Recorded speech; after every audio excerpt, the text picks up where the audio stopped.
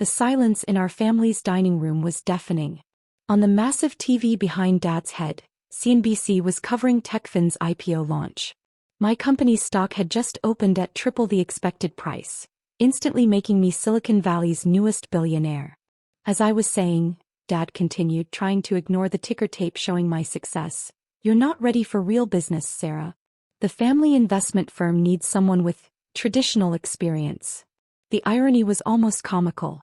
Here we sat having our monthly family meeting where they'd gathered to, once again, explain why I wasn't qualified to join Anderson Capital Partners.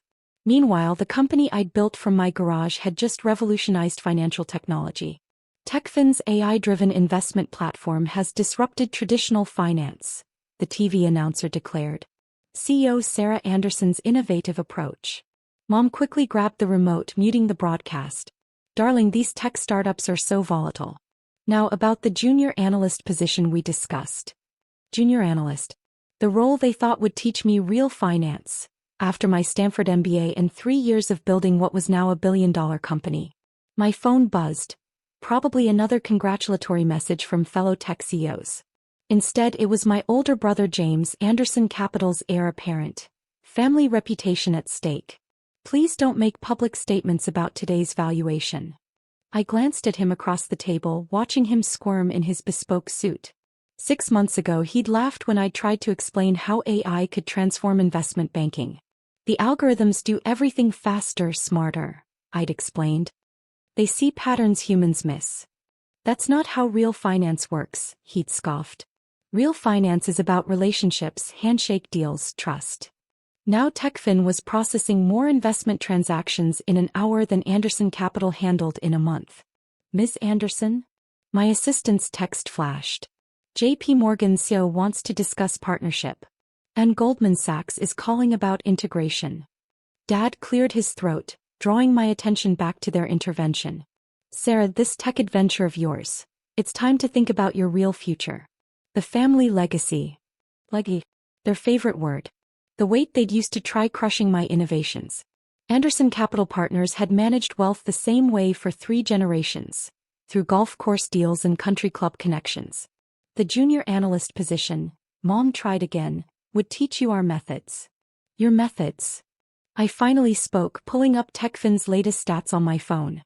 "You mean like taking 3 days to process what our AI does in seconds? Or losing clients to automated trading platforms?" James shifted uncomfortably.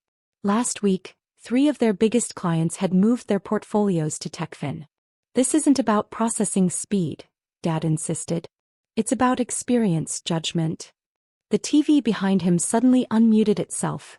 Breaking news about TechFin's valuation hitting $10 billion. Mom fumbled with the remote, but not before the room heard. "Sarah Anderson's revolutionary platform has made traditional investment firms obsolete." "That's enough," Dad stood, his face flushed. "This family meeting is about your future with Anderson Capital." "No," I corrected him, rising to leave. "This meeting is about your inability to see that the future already happened. While you were planning my junior analyst training, I built something that made your entire business model irrelevant." Sarah Elizabeth Anderson. Mom's voice carried that familiar note of disappointment. "This is your inheritance." "Why inheritance?" I laughed, gesturing to the financial news still playing silently behind them. "I just built something worth 10 times what Anderson Capital manages. I didn't inherit it. I created it." My phone buzzed again, another alert.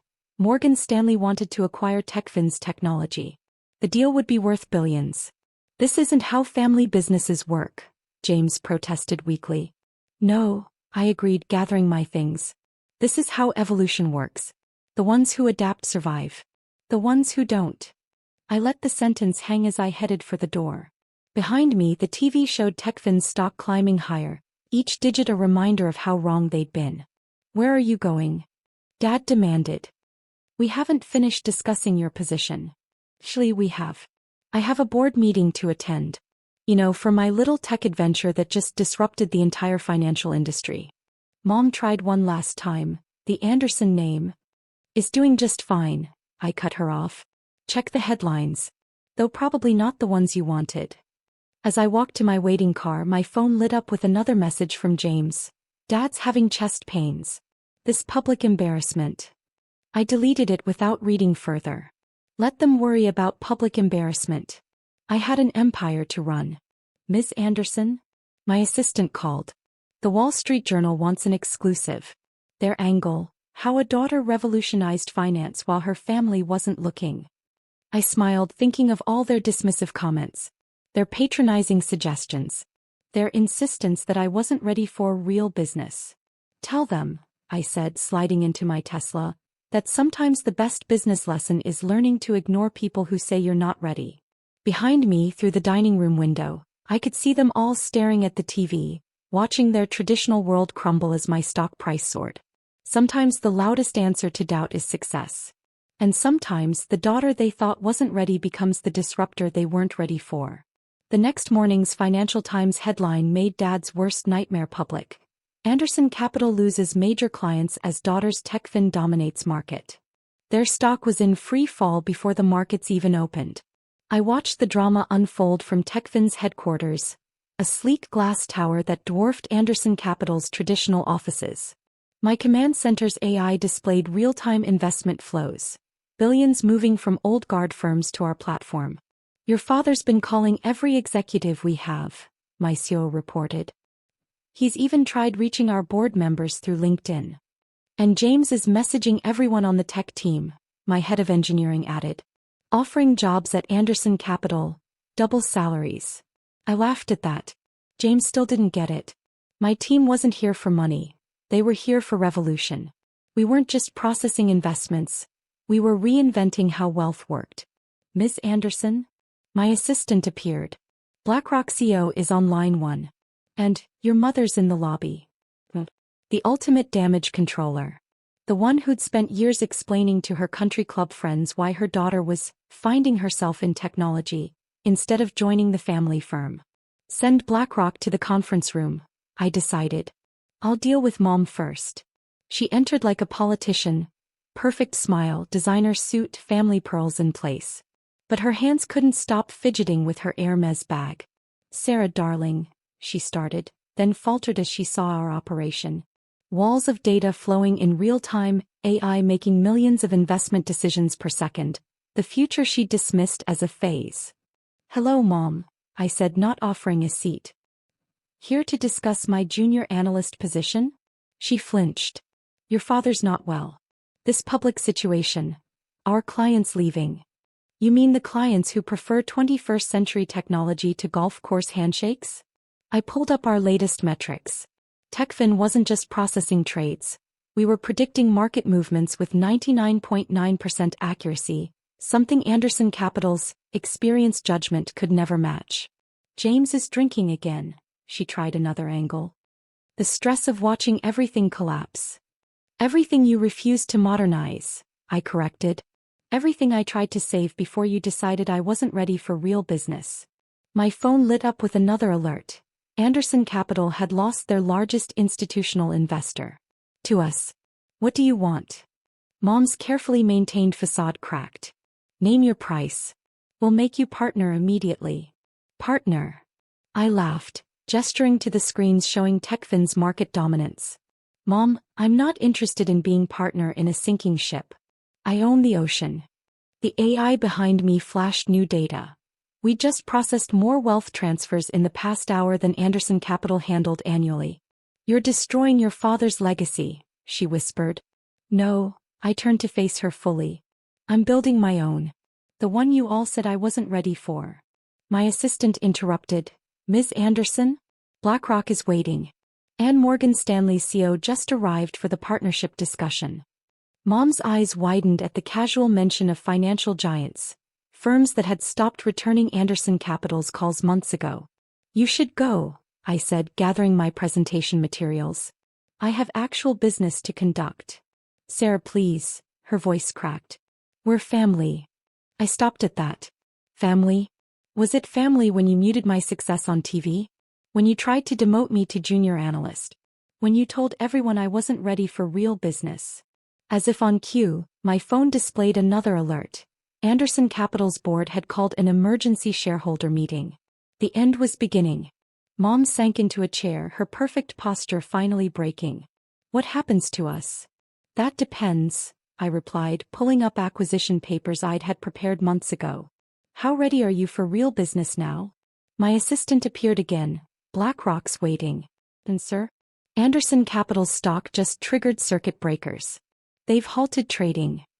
Go home, Mom, I said, straightening my blazer. Go help Dad and James face reality. I have a billion-dollar company to run. She left quietly, designer heels clicking a retreat across my modern trading floor. As the door closed, my phone buzzed one final time. The board's given us 48 hours, he said, voice heavy. Either we find a solution or they're voting us out. Interesting, I replied. Now who's not ready for business? Sarah, please. Everything I built. No, Dad. Everything you refused to build. When you dismissed AI. When you laughed at algorithmic trading. When you decided your daughter wasn't qualified to understand finance. Silence on the line. Then, I was wrong. Yes, you were. And now you're begging the daughter you underestimated to save you from your own arrogance. I hung up as my assistant announced, BlackRock is ready. We're streaming to their global offices. Standing at my presentation podium watching the world's largest asset manager prepare to learn from the company built by the daughter Anderson Capital rejected, I thought about those acquisition papers.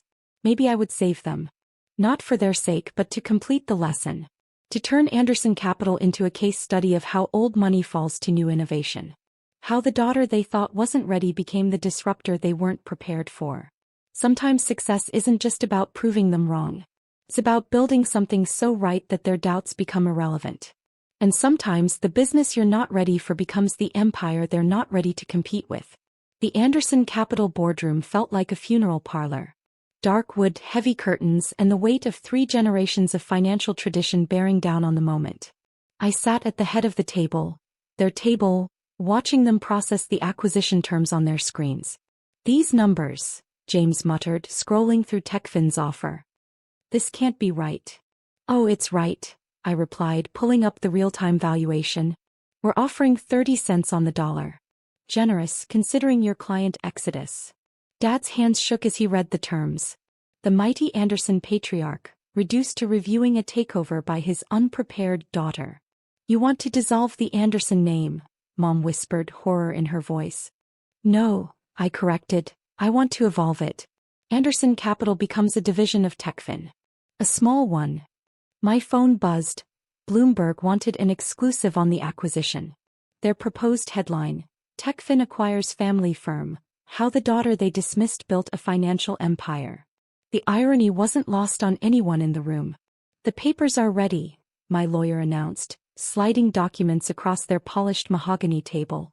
The same table where they'd held that family meeting, trying to convince me to accept a junior position. As they signed, I remembered the conversations that had led us here. Dad, real finance is about experience, not algorithms. James, tech is for startups, not serious wealth management. Mom, darling, you're just not ready for this world. Now they watched, silent, as I signed the final page. Anderson Capital was mine. Transition begins tomorrow, I announced. Our tech team arrives at 8 a.m. This building becomes TechFin's East Coast headquarters by month's end. You're going to destroy everything, Dad managed.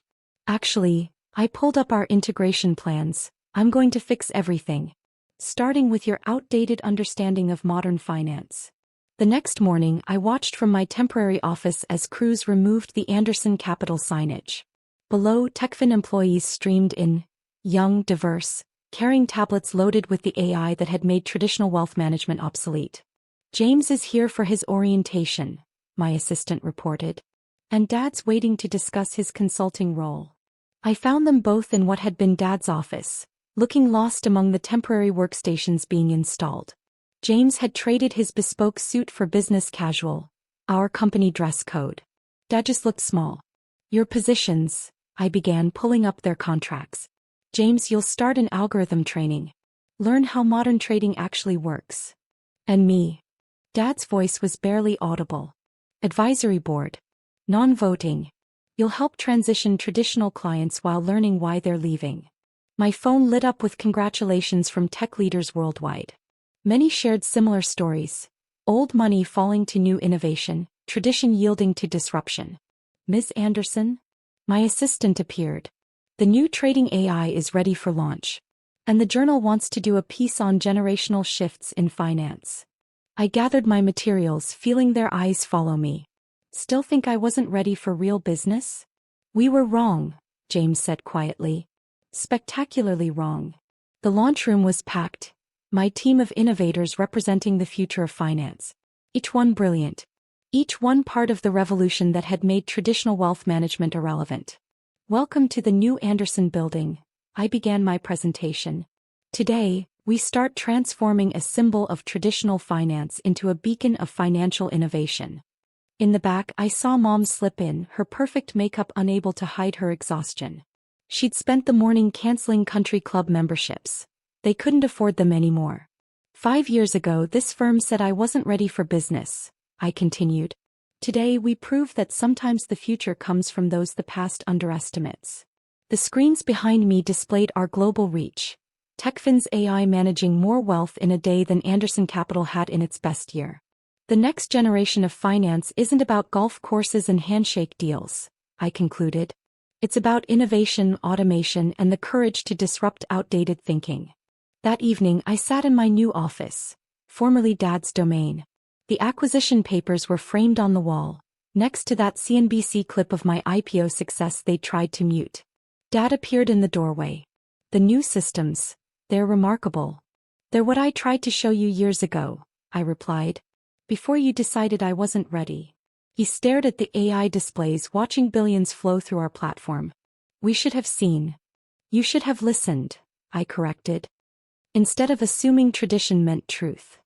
My phone buzzed one final time, a message from James. Finally understanding why you left. This isn't just wealth management. It's wealth revolution. I smiled, thinking of all their dismissive judgments. Of all the times they'd said I wasn't ready. Ms. Anderson? My assistant appeared. Tomorrow's schedule includes the global launch of our new hedge fund AI. And the contractors want to know what to do with the old trading floor.